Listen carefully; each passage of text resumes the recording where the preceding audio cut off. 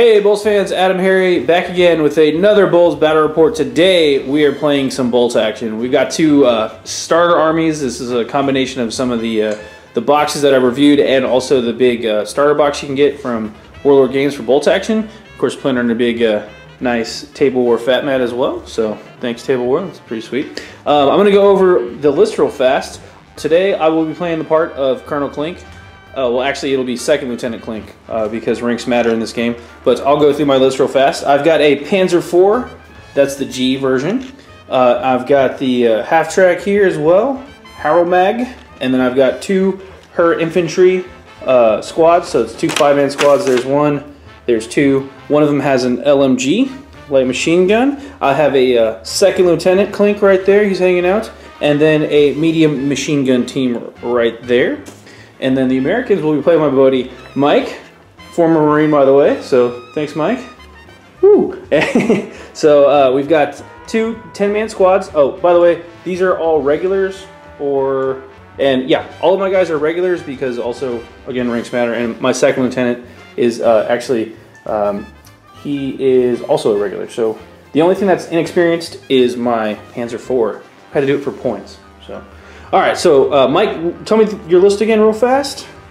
So I got an M4 Sherman with a 75mm gun. Cool. I have a captain, which, you know, of course, higher ranks matter, but he's also inexperienced. Yep. So sort of the trade-off there. Got an inexperienced machine gun team, inexperienced infantry squad. You can tell they're inexperienced because they're standing all rank and file, waiting to be mowed down. And then you have a regular infantry squad. Cool, and the Sherman's also a regular, right? Yes, Sherman is also. So you've got two regulars and then everything else inexperienced. So again, that will matter. Let's go ahead and get set up and we'll talk about the scenario. Okay, we're actually already set up. We're playing on a 4x4 today, just the middle section of this board. We're set up because there's nothing actually on the board first turn because we're playing the second scenario, which is the aggression one, so, or excuse me, attrition one. So basically, we're starting reserves. Mike, do you want to break that down for the fans at home? So, just as a quick example, the way this scenario will work is the first turn, you choose half your army, they'll come on, well, from off the board, and they'll either do a run move, which means a double move, or they'll do an advance, which means a move and then a shoot. Right. And then the second turn afterwards, you have to make a morale roll at a -1. And if you pass the morale roll at a -1, then the subsequent reserve units will also do the exact same thing. They'll either run or they'll advance. Right. So it's just coming off the board. So half our armies come in turn 1 automatically, and then starting at turn 2, we roll to see if the other half comes in. So, and then the point of the scenario is to kill the other guy. So that'll be fun. So we're gonna dice off to see who's got first turn, and then we'll actually go through how you do a turn real fast in bolt action. Okay, so how we actually do it, you take 1 die for each unit that you have in your army. So in this case, Mike's got 5 units, I've got 6. We put them into a cup, a bag. In this case, we're gonna use my hat, my lucky hat, so for first turn. So go ahead and pick the hat up, Mike. Got the dice in there. I've got the red dice and Mike's got the blue dice. So I'm gonna pick one. I cannot see. We have a blue die. Looks like the Americans are going first. So he's gonna do his turn, or he's gonna do his first order, and then we'll go back into the hat and pick a next one. So yeah, here we go. Okay, so some of you may be thinking, well, if you've got X number of dice in the hat or bag or whatever, and half your army comes in, what happens to the other half that's still going to be in the bag? Mike? So the way it works with the first turn and having half your army in reserve is that you bring on your units as normal. You just pull a die, you choose a unit, you advance or run it onto the board, and you keep doing that until you have half your army on the board. And then after that, any commands you get afterwards are all automatically down commands, which means they basically do nothing. So your units that are off the board aren't doing anything. Okay, so Mike moved his first unit on, and there you go. They are 12 inches on the board now. That was the advanced order, so double their move. There are 6 orders in the game. See if I remember them all this time. There's advance, which is a move and shoot. Move up to your movement of 6 inches for infantry and fire. There is run, so double your move. There is fire for full effect, which is fire for full effect. You shoot. You don't move, you just shoot. There is ambush, so you wait for the enemy to move and then you can interrupt them. There is pinned, which downed, you just drop down, and then rally. So that's all the orders you get from those options. So he just did that move, and now we're gonna do the hat thing again. So here we go. What's the next unit gonna be? We have another American unit. So he's gonna move his next unit on as well, and I've selected the machine gun team. We're just gonna move right in here up to this wall. Yep. These the terrain bases are basically going to be treated as a rough ground, so you cannot run through them, but you can still move up to your regular movement for infantry. There's a whole chart. So, all right, let's do the hat thing again. My hat is falling apart. It's seen lots of love, and we have the Germans. All right, Lieutenant Klink. Here we go. My first unit. Okay, I moved my German medium machine gun team on up, so they moved up. I did a run move, but I couldn't go into the terrain, so stop right there. It's not a big deal. Back to the hat. So 2 U.S. troops have gone, 1 German troop has gone, and now is the 3rd troop for the Americans. We are rounding up because at least half of your army has to be on, so any more U.S. troops will be automatically downed. So Mike, which one are you going for? Looks like he's going for his officer. The captain. El Capitan's moving on up. So it's pretty simple. This first turn, it's just lots of moving. So we'll go ahead and cut here. We'll finish up turn 1 because it's just basically going to be 2 more German units moving on, and then hopefully get into some action on turn 2. Okay, so end of turn 1. Everybody moved on. My 3 units are now on the board. I moved the Panzer IV, a 5-man squad with the LMG is now on the board, and then the medium machine gun team as well. And Mike's got his captain and an infantry squad, and then behind that there is the MG team for him as well. So that's going to be the end of turn 1. We'll go back. Now we actually have order options. We probably won't need to rally, and we're probably going to skip going down. So probably going to be a lot of ambush, advance, and run and shoot. So we're going to go to turn 2. And we'll see who activates first. Mike, you want to do the hat trick? Hat trick again. Here we go. It's going to be the Americans. All right, so he gets to activate, and then we also get to do our reserve as well. So let's go ahead and do that. Okay, turn 2, Mike has moved the Sherman on the board. He's doing the advance order so that he can move and fire. So the Sherman's on right now. Mike, if you want to do the honors, break it down real fast to hit. Basically, the game, everything in the game needs a 3 to hit, just standard. But there are some modifiers in this game. So range has an effect. This is going to be a long-range shot, so that's a -1. So he's shooting at my Panzer IV. So it's -1 there. He moved, which is also another -1. He does have gyro stabilizers, but he's not veteran, so it doesn't apply. So we're ignoring that for now. So -1 there, -1. And it's we've determined that because of all the junk in the way, it's still going to be soft cover at least. So that's another -1. So Mike needs a 6 to hit to see if he actually can even make the shot count. So Mike, go for it. For Uncle Sam. You roll a 2. Uncle Sam doesn't get his. Fair enough. All right, so that was that. We're going to do the hat thing again. So let's see what happens here. US again. I'm really good at pulling the US die, so they are up again. Okay, so the rookies moved in 12 inches right there. They're not really rookies, but whatever. Back to the hat. So just see who's up next. Mike, if you could hat me. Here we go. It's going to be the Germans. All right, Lieutenant Klink, let's do some stuff. Okay, so the Panzer moved up from this position 9 inches that way, turned his turret and opened fire. Actually needing 6s to hit. I did manage to hit the Sherman, so he is pinned. It bounced off the hull though, so I rolled like a 1 on the damage chart. So even though I hit with an amazing shot, somehow it bounced off.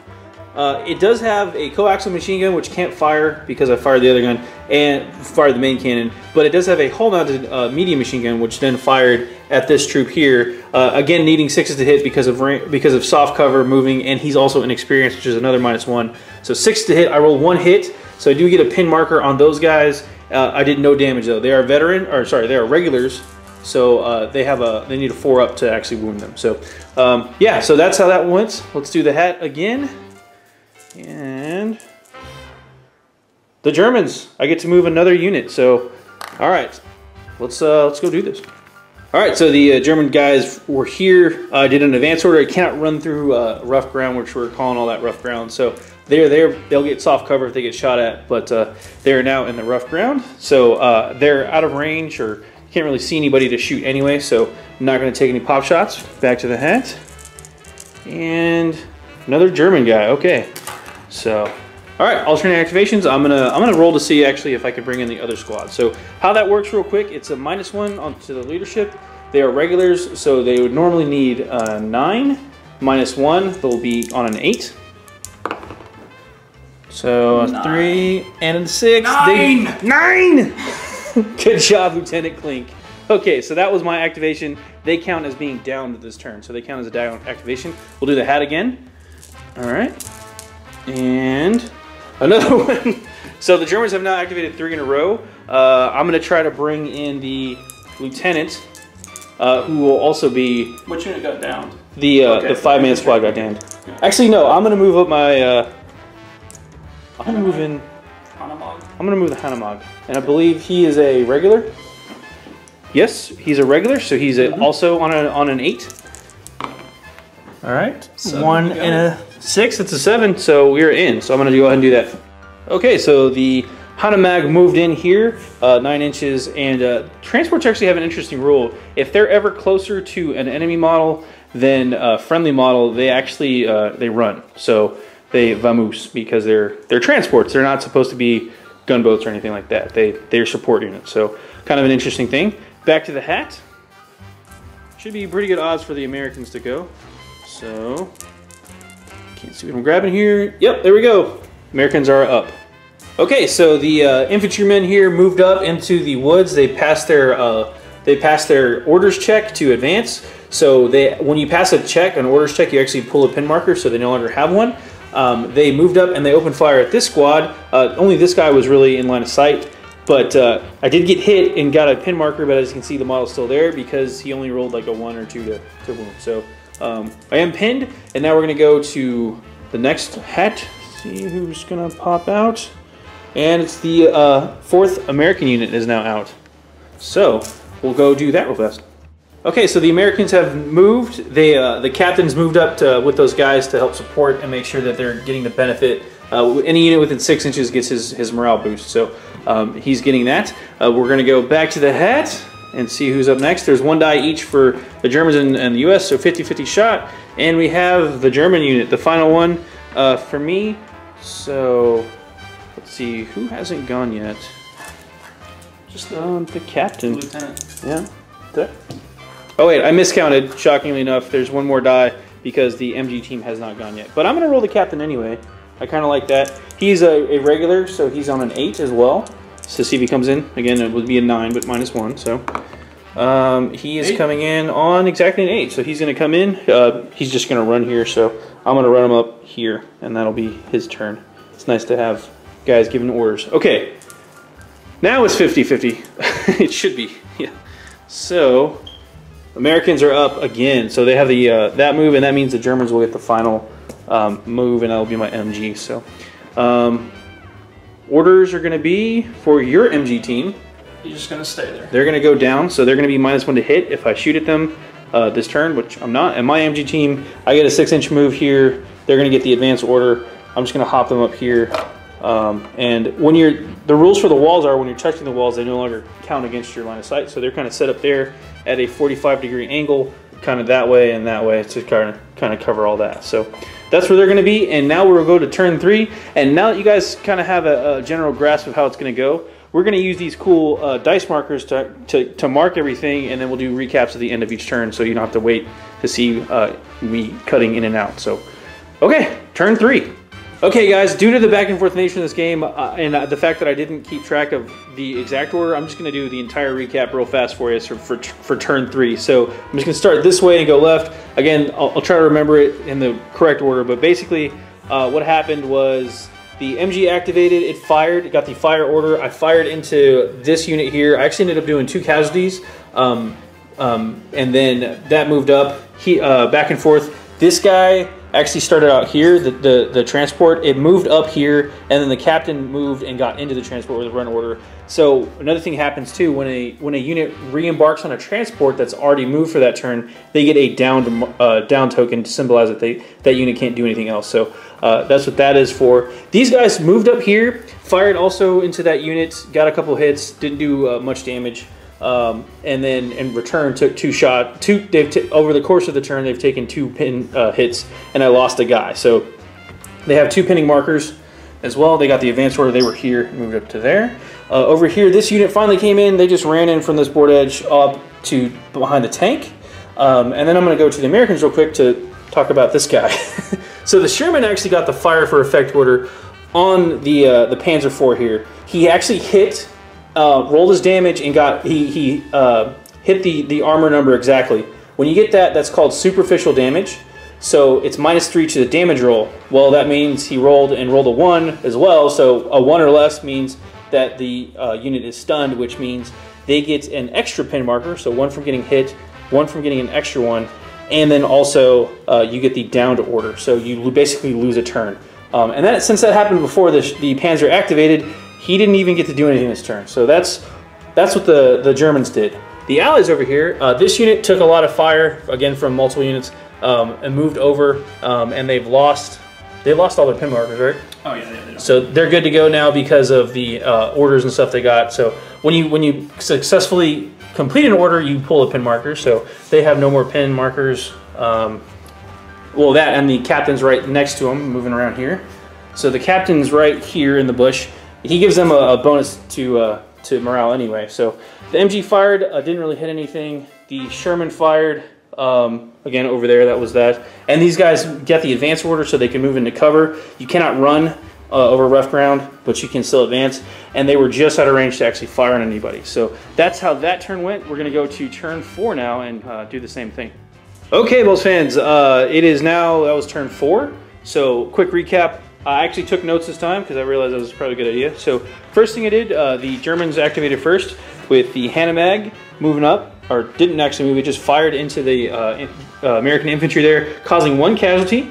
The next was another German unit, was the MG, which also fired full effect into the same unit, causing 2 casualties.